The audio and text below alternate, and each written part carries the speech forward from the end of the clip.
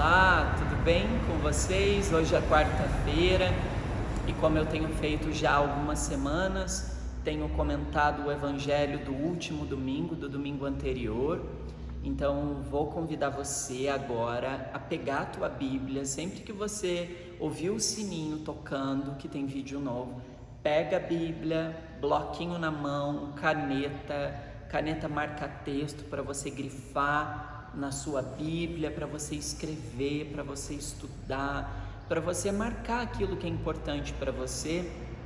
Eu sempre dou essa dica: pega o versículo que te chamou a atenção, transcreve ele para um papel e deixa ele na tua geladeira, no teu espelho, aonde você mais está dentro da sua casa, para que ao longo do dia, mesmo que inesperadamente, você tenha contato com o texto, com a escritura, e ela vá penetrando o seu coração, sua alma, e a gente vai transformando as nossas atitudes.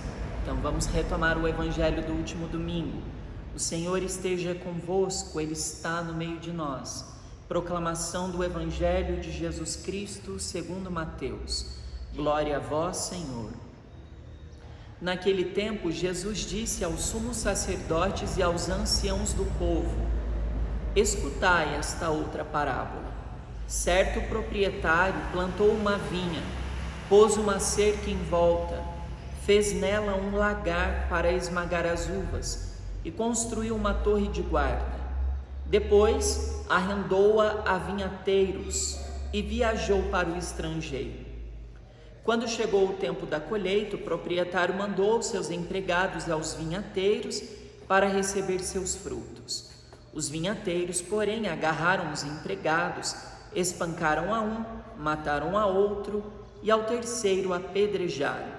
O proprietário mandou de novo outros empregados em maior número do que os primeiros, mas eles os trataram da mesma forma. Finalmente, o proprietário enviou-lhes o seu filho, pensando: ao meu filho eles vão respeitar.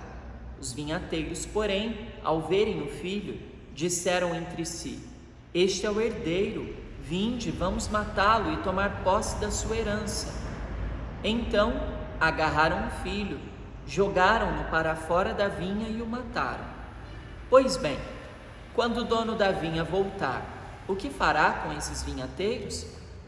Os sumos sacerdotes e os anciãos do povo responderam: com certeza mandará matar de modo violento esses perversos e arrendará a vinha a outros vinhateiros, que lhe entregarão os frutos no tempo certo. Então Jesus lhes disse: vós nunca lestes nas Escrituras: a pedra que os construtores rejeitaram tornou-se a pedra angular. Isto foi feito pelo Senhor e é maravilhoso aos nossos olhos? Por isso eu vos digo: o reino de Deus vos será tirado e será entregue a um povo que produzirá frutos. Palavra da salvação. Glória a vós, Senhor. Aqui eu sempre vou pedir desculpa para vocês, porque o Lar de São Judas é um ambiente que tem muita janela e porta para o lado externo do convento, então muito barulho. Aqui é uma avenida, quem é naturalmente daqui da cidade sabe, o bosque, então barulho de sorvete que está sendo vendido, os carros e caminhões que passam ao longo do dia, mas eu acredito que o áudio se faça ouvir, que esse vídeo seja fácil. Então, o evangelho que nós ouvimos é o evangelho de Mateus, capítulo 21, de versículo 33 a 43. No início do evangelho, no início dessa parábola, Jesus está conversando com os sumos sacerdotes e os anciãos do povo. É sempre importante tomar nota disso. Para quem está sendo dito isso? Qual é o grupo que está ouvindo isso? E por que Jesus está falando com eles? Lembrando que Jesus ele vem do interior, ele vem da Galileia, um ambiente onde o paganismo não era aceito, mas conviviam bem entre os judeus. Então os judeus que vinham da Palestina, que vinham da Galileia, não tinham boa fama na Judéia, que é o território onde Jerusalém faz parte. Os judeus que vinham da Galileia, eles eram considerados judeus não sérios, não ortodoxos, pessoas mais flexíveis, pessoas mais abertas, e isso não era bem visto pelas elites, pelas autoridades religiosas de Jerusalém. Então Jesus, ele ousado como ele, fala com os sumos sacerdotes e os anciãos do povo. Imagine, Jesus, ele está falando ante as maiores autoridades religiosas que existiam na sua época. Jesus, ele está na frente desses homens sábios, estudiosos, teólogos. Então veja a atitude de Jesus. Ele não tem medo, ele vai justamente a essas autoridades e fala a elas.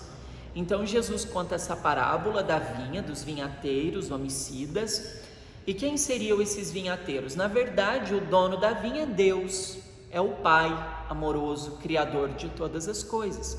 Ele concede às autoridades religiosas de Israel o cuidado da vinha, que é o povo. Só que os vinhateiros, que são as autoridades religiosas, mataram aqueles que estavam administrando, cuidando da vinha. Quem são esses? Os profetas. As autoridades religiosas que, para manter o seu status, para manter a sua vida do jeito que era, se incomoda com a denúncia dos profetas. Os profetas são mortos de maneira violenta justamente por isso, por denunciarem. Denúncia profética, uma expressão muito bonita. Depois ele começa a falar para essas pessoas, Jesus começa a falar para esses grupos que eles mataram o próprio filho do dono da vinha, e esse filho é o próprio Jesus. As autoridades que eliminam o Filho de Deus, que assim como os profetas denuncia toda desigualdade, toda injustiça.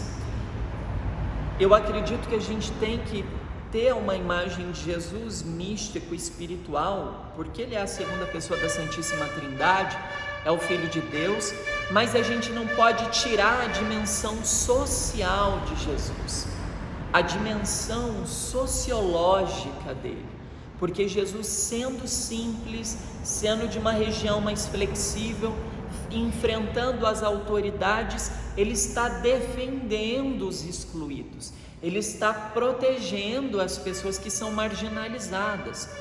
Então, para encerrar logo esse vídeo, para encerrar essa linha de raciocínio, para ser bem claro com você, é impossível ser cristão sem estar ao lado daqueles que são julgados, sem estar ao lado daqueles que são apontados. Frei, eu não entendi, você está falando dos irmãos de rua? Frei, você está falando das pessoas mais pobres? Também, mas eu falo de um todo que é deixado de lado por uma mentalidade vaidosa que às vezes impera entre nós, que nos autodeclaramos cristãos. Nós que somos padres, nós que somos pastores, nós que somos responsáveis pela religião, o nosso papel é acolher. E se nós não estamos acolhendo, se nós estamos, pelo contrário, afastando, levando embora, desmanchando no coração das pessoas, muito barulho, se nós estamos desmanchando no coração das pessoas a certeza do amor de Deus, é porque nós não somos bons pastores. Então eu até te digo, se você frequenta uma comunidade, se você frequenta igreja evangélica, eu não sei o que você frequenta, se você frequenta um lugar onde o valor humano é diminuído, onde a autoridade principal dali, o representante de Deus ali diminui o valor, faz alguma brincadeira preconceituosa, essa mentalidade não representa a mentalidade do Cristo. O Cristo jamais se opõe ao ser humano, ele se opõe às estruturas que destroem a dignidade. Será que a nossa fé, ela é uma fé que promove o outro? Ela é uma fé que valoriza o outro? Como assim, Diego? Será que a minha fé, quando eu converso com alguém que se diz ateu, eu brigo com essa pessoa, eu digo que ela não tem Deus, eu saio de lá revoltado com ela e vou falar para as outras, nossa, Hoje eu conheci uma pessoa sem Deus, coitado, vou rezar para ele. A minha atitude ainda é essa, de superioridade religiosa? Ou a minha atitude é, que bom, vamos nos conhecer, vamos conversar, vamos falar sempre, para que a gente possa ter mais contato um com o outro, conhecer a realidade um do outro? Será que a nossa fé permite ouvir de coisas diferentes, ou a nossa fé é uma fé que se fechou? Não quero ouvir nada que é diferente, tudo que é contra o que eu penso, longe de mim. Infelizmente, muitos de nós ainda somos assim. Tudo que é contrário ao que nós acreditamos, a gente precisa eliminar. Tudo que é contrário, é estranho àquilo que eu professo, tem que ser destruído. Isso não é uma mentalidade cristã. O cristão não destrói. Lembra o que fizeram com os primeiros cristãos no início da fé, do cristianismo?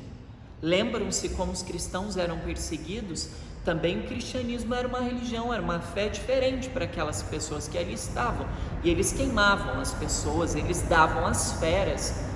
Lá em Roma, no circo de Nero, os cristãos eram perseguidos por acreditar no Cristo, por reconhecer a divindade no Cristo.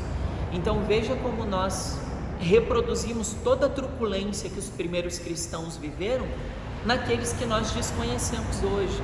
Então, se você tem um irmão que é evangélico, protestante, se você tem um irmão que é espírita, se você tem um irmão que professa uma outra religião ou não professa alguma religião, respeite, dialogue. O Papa Francisco tem falado muito da cultura do encontro.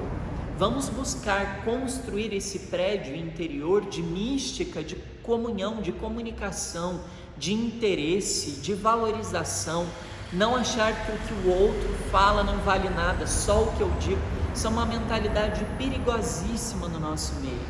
A verdadeira mística cristã é a mística do encontro e do diálogo. Tudo que quebra o encontro, tudo que quebra o diálogo, todas as pessoas que quando você fala assim, nossa, eu ouvi uma música, isso daí é do diabo, eu não quero nem saber.